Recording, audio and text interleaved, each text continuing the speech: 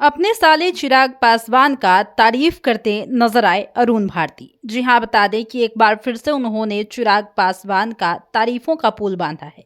साथ ही किस तरीके से चिराग पासवान बिहार को लेकर जिम्मेदार है, ये भी बताया है।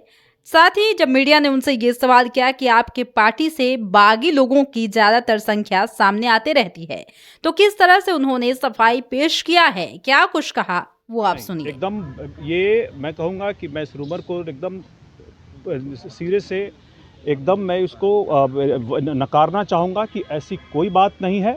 ये निराधार खबरें हैं। जो उम्मीदवार हैं, हमारी पार्टी ने उनको छोटे से एक बड़े नेता बनने का, वो उस लायक बन सकें, हर बार ये मौका दिया है। इसके लिए तो उनको चिराग पासवान जी का शुक्रगुजार होना ही चाहिए था।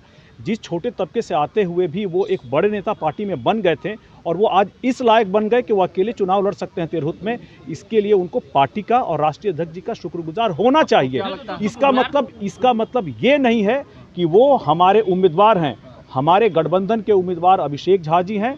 हम लोग, हमारी पार्टी के लोग उनके लिए प्रचार कर रहे हैं, अभिषेक झा जी के लिए प्रचार कर रहे हैं और आने वाले समय में अगर जरूरत पड़ेगी तो हमारे राष्ट्रीय अध्यक्ष और हम लोग खुद अभिषेक झा जी जो गठबंधन के उम्मीदवार है उसके लिए प्रचार भी करेंगे। आफ्टर इलेक्शन क्या राकेश जी फिर आना चाहेंगे तो पार्टी में, किस स्तर पे जाकर आप लोग स्वागत करेंगे?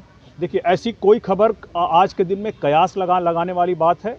ऐसी कोई बात अभी नहीं है और अगर वो आना चाहेंगे भविष्य में तो मुझे लगता है फिलहाल उनके लिए पार्टी का दरवाज़ा, गठबंधन का दरवाज़ा उनके लिए बंद है। अरुण जी, कहीं ना कहीं चिराग पासवान को दलितों का नेता कहा जाता था, लेकिन अभी जिस तरीके से चिराग जी काम कर रहे हैं जनता के लिए, लेकिन वो खरा नहीं उतर रहे, कई लोग नाराजगी जता रहे हैं इससे। चिराग जी इलेक्शन जीतने के बाद, केंद्र में जाने के बाद जनता को भूल गए। देखिए, अब बिहार के साथ साथ उनको देश की जनता की जिम्मेदारियों को भी पूरा करना है।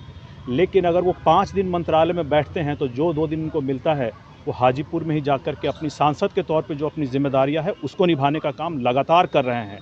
आप पिछले कई हफ्तों से देख रहे होंगे कि गठबंधन की जिम्मेदारियां, पार्टी की जिम्मेदारियों के साथ साथ वो चुनाव में प्रचार करने का भी काम कर रहे हैं और आने वाले समय में जो उन्होंने योजनाएं अपने मंत्रालय के माध्यम से और अलग अलग जगह से बनाई है बिहार को के लिए, वो आप उसको धरातल पे उतरता हुआ देख रहे होंगे।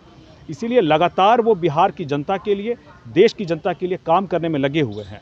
एक अंतिम सवाल है, कल मुख्यमंत्री जी ने कैबिनेट से पास किया, वो बिहार यात्रा पर निकलने वाले हैं, तो विपक्ष आरोप लगा रहा है और भी लोग कह रहे हैं कि देखिए सरकारी खजाने से चुनाव की तैयारी की जा रही है, क्या कहेंगे? देखिए, ये हम लोग को अभी पता नहीं है कि ये जो बिहार यात्रा निकल रही है राजनीतिक है या सरकारी।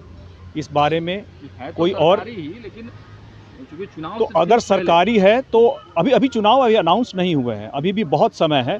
लेकिन अगर सरकारी यात्रा पे भी निकल करके जनता को अपने द्वारा किए गए कार्यों के बारे में अवगत करा रहे हैं, उसमें क्या फ़ायदे होंगे, अगर वो लोगों को बता रहे हैं तो इस बात का स्वागत होना चाहिए।